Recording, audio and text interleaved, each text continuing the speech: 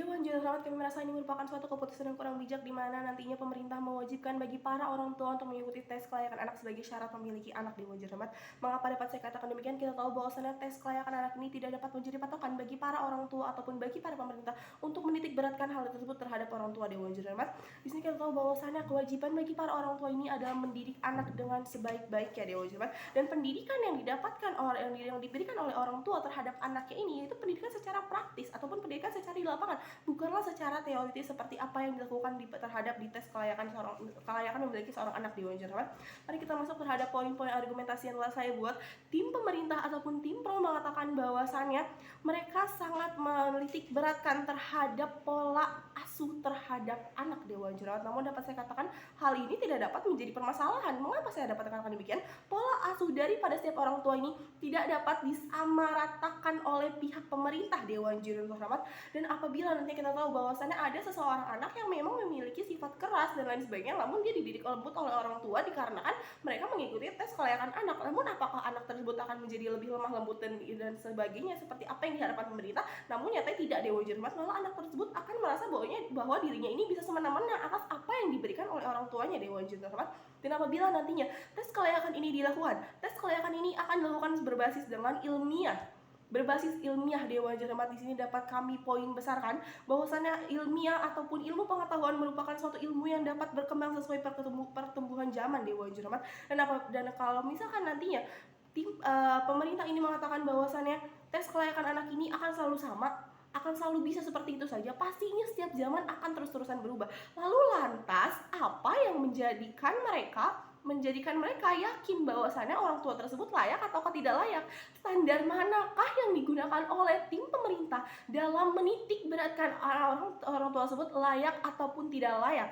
Apakah mereka hanya menitik beratkan terhadap pola asuh anak, ataukah mereka hanya berbasis ataupun berlandaskan dengan apa yang mereka pelajari tentang teoritis ataupun hal-hal ilmiah? Dan padahal hal ilmiah ataupun hal seperti itu tidak dapat dijadikan sebagai landasan. Dewan Juru Rahmat. Mengapa saya dapat katakan demikian? Dikarenakan pastinya ilmu pengetahuan setiap zaman akan terus-terusan berubah. Dewan Juru Rahmat. Pemerintah ini bukanlah orang yang paling sempurna ataupun bagi para ilmuwan dan lain sebagainya ini merupakan orang yang sempurna hingga mereka bisa menitik beratkan ataupun mengkualifikasikan seseorang ini dengan layak ataupun tidak layak hanya dengan berbasis landasan ilmiah saja. Dewan Juru Rahmat. Lalu kita masuk pada poin argumentasi saya yang kedua. Pengaturan memiliki seorang anak tidak dapat dibatasi oleh pemerintah. Dewan Juru Rahmat. Mengapa saya dapat katakan demikian? Bayangkan saja Dewan Juru Rahmat, misalnya kita menjadi seorang orang tua sudah siap secara finansial dan juga siap secara mental, tetapi nyatanya mereka belum mengikuti tes kualifikasi anak dan mereka sudah melahirkan anak tersebut. Apakah anak tersebut dapat dinyatakan bahwasannya anak tersebut tidak layak? Dewan Juru Rahmat. Apakah dapat dikatakan bahwasannya mereka tidak layak menjadi seorang tua? Ataukah mereka tidak layak hanya dikarenakan mereka tidak memiliki kemampuan ataupun tes berbasis kualifikasi seperti yang telah dinyatakan oleh tim pemerintah dan berbasis ilmiah tersebut? Dewan Juru Rahmat. Di sini pemerintah tidak dapat menentang apapun ataupun anugerah apapun yang diberikan Tuhan kepada mereka. Dewan Juru Rahmat. Dan di sini dapat kalian katakan bahwasannya apabila nantinya kita diposisikan sebagai anaknya, anak yang lahir daripada orang tua yang tidak mendapatkan kualifikasi ataupun tidak mengikuti tes kelayakan anak, apakah anak tersebut dinyatakan anak yang tidak layak? Dewan Juru Rahmat. Mengapa dapat dikatakan tidak layak? Apakah hanya dikarenakan hak berbasis itu saja? Dewan Juru Rahmat. Namun di sini kita dapat tahu bahwasannya apabila nanti diterapkan akan banyak sekali anak-anak yang mendiskualifikasikan diri mereka anak layak ataupun tidak layak. Hal ini akan membahayakan bagi para anak itu sendiri karena mereka akan menstimulus otak mereka bahwasannya mereka anak yang tidak layak ataukah mereka anak yang tidak layak. Bahkan nyatanya kita tidak tahu bahwasannya hal itu layak ataupun tidak. Dewan Juru Rahmat. Karena pihak pemerintah hanya berbasiskan terhadap teoritis ataupun berbasiskan pada ilmiah. Dewan Juru Rahmat. Namun tidak berbasiskan tentang apa yang dimiliki oleh anak tersebut. Dewan Juru Rahmat. Lalu yang ketiga, tes kelayakan sebagai syarat memiliki anak ini tidak akan mengatasi ataupun menjamin terjadi negara tersebut ini akan bebas atas kekerasan anak. Mengapa saya dapat katakan demikian? Tidak ada jaminannya bahwasannya orang tersebut ini sudah mengikuti, tidak ada jaminan bahwasannya ketika orang tersebut sudah mengikuti tes kelayakan anak, orang tersebut tidak akan melakukan hal-hal seperti melakukan abusif ataupun melakukan kekerasan lain sebagainya terhadap anak. Dapat saya katakan demikian bahwasannya hal ini mereka akan menstimulus para orang tua yang sudah mengikuti tes ini akan menstimulus otak mereka bahwasannya mereka sudah layak, mereka bisa melakukan apapun, mereka sudah bisa melakukan apapun kepada anaknya.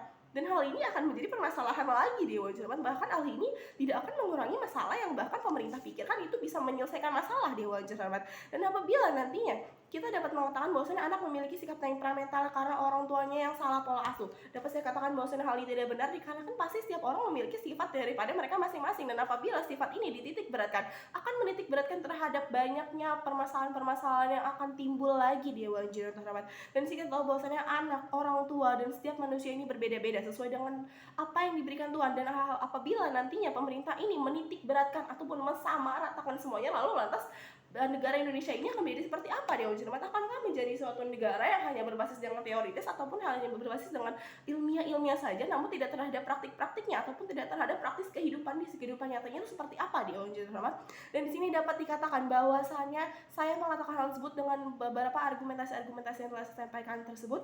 Kita tahu bahwasanya tes kelayakan anak ini itu tidak akan menjamin atas apa yang bisa diberikan orang tua terhadap anak. Mengapa saya dapat mengatakan demikian? Pemerintah lebih baik ataupun lebih bijak mengalokasikan idenya terhadap memfasilitasikan bagi para orang tua ini untuk dapat mendidik anak mereka dengan seluruh kemampuan yang mereka miliki. Kita tahu bahwasannya tadi pemerintah juga mengatakan bahwasannya sikap anak harus ataupun kebahagiaan anak harus didahulukan terhadap sebelum kebahagiaan daripada orang tua itu sendiri. Namun nyatanya tidak seperti itu Dewa Jeramat. Kebahagiaan orang tua dulu itu harus lebih dipentingkan dibanding kebahagiaan anak. Bukan berarti mereka ini meratakan ataupun mereka lebih tinggi ataupun lebih rendah Dewa Jeramat. Namun nyatanya mereka harus sama, kebahagiaan mereka harus sama Dewa Jeramat. Mengapa saya dapat katakan demikian? Apabila nantinya anak ini yang bahagia saja namun orang tua yang tidak bahagia, bisa saja orang tua tersebut mengalami kekurangan mental ataupun mengalami permasalahan mental Dewa Jeramat, dan hal ini akan menimbulkan masalah baru, bukan? Lalu selanjutnya apabila nanti anaknya ini yang dibahagiakan lebih dulu,